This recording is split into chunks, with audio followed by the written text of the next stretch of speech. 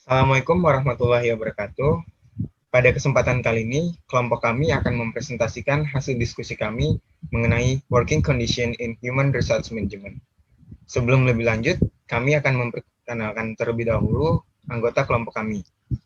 Yang pertama ada Saudara Ahmad Ainul Solihin. Halo, perkenalkan nama saya Ahmad Ainul Solihin dengan nomor induk mahasiswa 190413629 637.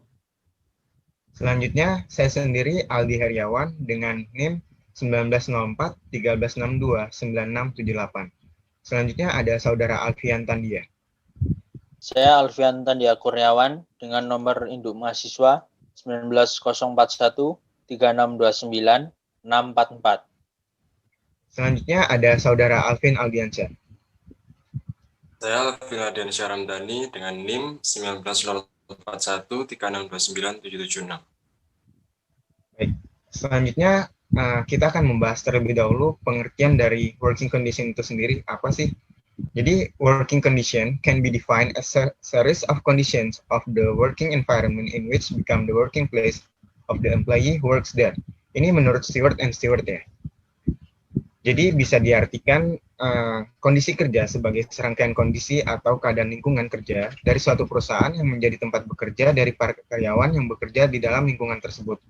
Yang dimaksud di sini adalah kondisi kerja yang baik, yaitu nyaman dan mendukung para pekerja untuk dapat menjalankan aktivitasnya dengan baik, meliputi segala sesuatu yang ada di lingkungan karyawan, yang dapat mempengaruhi kinerja serta keselamatan dan keamanan kerja.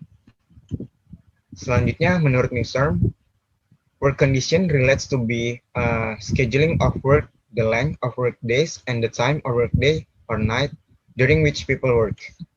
Maksudnya di sini adalah kondisi kerja berhubungan dengan penjadwalan dari pekerjaan, selamanya bekerja dalam suatu hari dan dalam waktu siang ataupun malam selama orang-orang bekerja.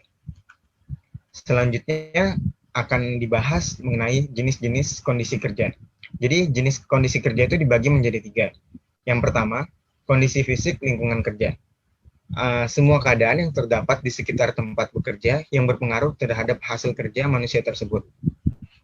Kondisi fisik dari lingkungan kerja di sekitar karyawan sangat perlu diperhatikan oleh pihak badan usaha, sebab hal tersebut merupakan salah satu cara yang dapat ditempuh untuk menjamin agar karyawan dapat melaksanakan tugas tanpa mengalami gangguan. Memperhatikan kondisi fisik dari lingkungan kerja karyawan dalam hal ini berarti berusaha menciptakan kondisi lingkungan kerja yang sesuai dengan keinginan dan kebutuhan para karyawan sebagai pelaksana kerja pada tempat kerja tersebut. Yang kedua, kondisi psikologis lingkungan kerja. Rancangan fisik dan desain dari pekerjaan, sejumlah ruangan kerja yang tersedia dan jenis-jenis dari perlengkapan dapat mempengaruhi perilaku pekerja dalam menciptakan macam-macam kondisi psikologi. Kondisi psikologis dari lingkungan kerja dapat mempengaruhi kinerja yang meliputi perasaan yang bersifat pribadi ataupun kelompok, status dihubungkan dengan sejumlah lokasi ruang kerja dan sejumlah pengawasan atau lingkungan kerja. Yang terakhir, yaitu kondisi sementara lingkungan kerja. Kondisi sementara meliputi struktur waktu pada hari bekerja. Mayoritas dari para pekerja bekerja dengan jadwal mulai dari 5 sampai 9 jam, di mana pekerja akan diberi waktu 1 jam untuk istirahat dan makan siang. Selanjutnya akan dibahas faktor-faktor lingkungan kerja. Ya, untuk selanjutnya saya sendiri Alfian Tandia akan menjelaskan tentang faktor-faktor lingkungan kerja. Di sini dibagi menjadi 6 bagian. Untuk yang pertama illumination, yang kedua temperatur, yang ketiga noise, yang keempat motion, yang kelima pollution, dan yang keenam aesthetic factory. Untuk yang pertama saya akan menjelaskan tentang illumination, yaitu penerangan. Baik buruknya penerangan sangat berpengaruh terhadap konsentrasi dan kenyamanan karyawan dalam bekerja. Penerangan yang cukup dan tidak menyilaukan akan membantu menciptakan semangat dan kegirahan kerja. Penerangan di sini bukan terbatas pada penerangan listrik, tetapi juga termasuk juga penerangan dari sinar matahari. Dalam menjalankan tugasnya, seorang karyawan seringkali membutuhkan penerangan yang cukup. Apabila kerjaan yang membutuhkan ketelitian dalam proses pengerjaannya, sinar matahari yang masuk ke dalam ruangan hendaknya tidak menimbulkan silau. Selain itu, yang perlu diperhatikan adalah penerangan yang terlalu besar akan menyebabkan suhu ruangan yang akan naik dan menimbulkan udara yang pengap dan tidak nyaman. Begitu juga ketika penerangan yang masuk ke dalam ruangan kurang, maka karyawan akan lekas lelah, mengantuk, dan kemungkinan pekerjaan banyak yang keliru. Yang kedua yaitu temperatur atau suhu. Temperatur di sini yaitu yang nyaman akan membuat karyawan bekerja dengan nyaman dan mampu menghasilkan output sesuai dengan yang diharapkan. Untuk yang ketiga yaitu noise. Noise di sini yaitu kebisingan. Kebisingan dapat mengganggu konsentrasi karyawan dalam bekerja. Jika karyawan sedang fokus mengerjakan tugasnya, tentu tidak senang mendengarkan suara bising. Dengan terganggu konsentrasi ini akibat dari kebisingan yang terjadi, maka pekerjaan yang dilakukan akan banyak menimbulkan kesalahan atau keliruan dan kerusakan, sehingga berpotensi merugikan perusahaan. Perusahaan hendaknya dapat meminimalisir atau menghilangkan suara bising yang muncul di sekitar kantor. Untuk yang keempat, yaitu motion. Kondisi gerak secara umum adalah getaran-getaran dapat menyebabkan pengaruh buruk bagi kinerja, terutama untuk aktivitas yang menimbulkan pengguna mata dan gerakan secara terus-menerus.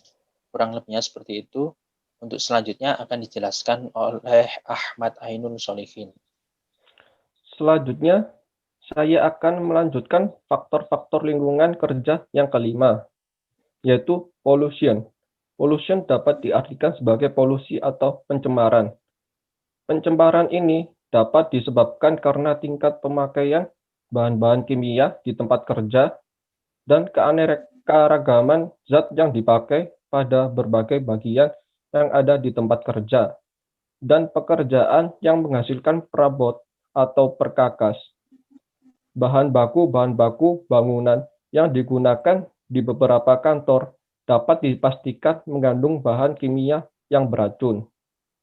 Situasi tersebut akan sangat berbahaya jika di tempat tersebut tidak terdapat ventilasi yang memadai. Kemudian yang keenam, estetik faktor. Faktor keindahan ini meliputi musik, warna, dan bau-bauan. Musik, warna, dan bau-bauan yang menyenangkan dapat meningkatkan kepuasan kerja dalam melaksanakan pekerjaannya, sehingga hal ini dapat meningkatkan kinerja karyawan dalam perusahaan. Selanjutnya, saya akan menjelaskan faktor-faktor dari kondisi psikologis. Faktor-faktor dari kondisi psikologis meliputi ada dua. Yang pertama, feeling of privacy. Dapat diartikan bahwa privasi dari pekerja dapat dirasakan dari desain ruang kerja. Ada ruang kerja yang didesain untuk seorang pekerja, ada pula yang didesain untuk beberapa orang, sehingga penyelia atau supervisor untuk mengawasi interaksi antar karyawan.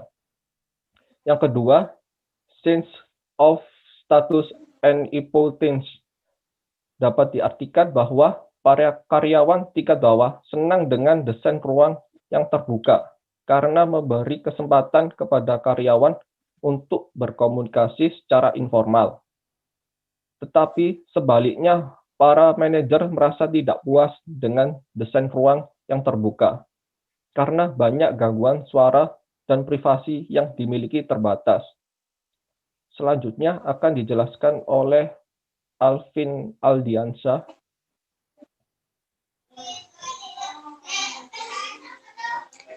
Assalamualaikum warahmatullahi wabarakatuh. Kali ini saya akan membahas tentang kondisi sementara dari lingkungan kerja. Saya akan membaginya menjadi 3 bagian. Yang pertama adalah shift, lalu ada compressed work weeks, dan yang ketiga adalah flex time. Menurut Newstorm, dalam satu hari sistem kerja shift dapat dibagi menjadi 3 bagian, yaitu shift pagi, shift sore, dan shift malam. Dan berdasarkan banyak penelitian bahwa shift malam merupakan shift yang dianggap paling buruk karena banyak menimbulkan masalah seperti stres, ketidakpuasan kerja, dan kinerja yang kurang maksimal. Lalu yang kedua adalah compressed work weeks, yaitu mengurangi jumlah hari kerja dalam seminggu, tetapi menambah jumlah jam kerja per harinya.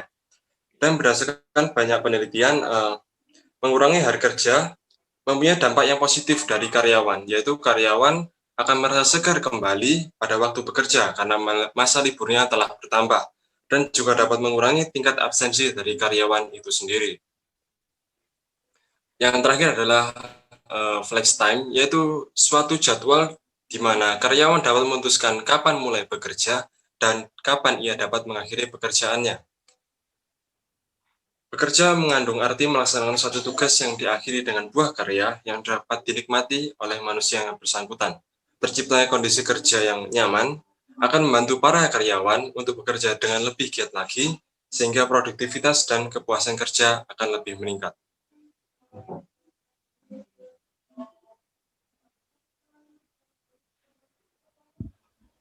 Baik, cukup sekian presentasi yang dapat kami berikan kepada teman-teman semua. Mungkin kurang lebihnya, jika ada salah kata atau perbuatan, kami mohon maaf. Wassalamualaikum warahmatullahi wabarakatuh.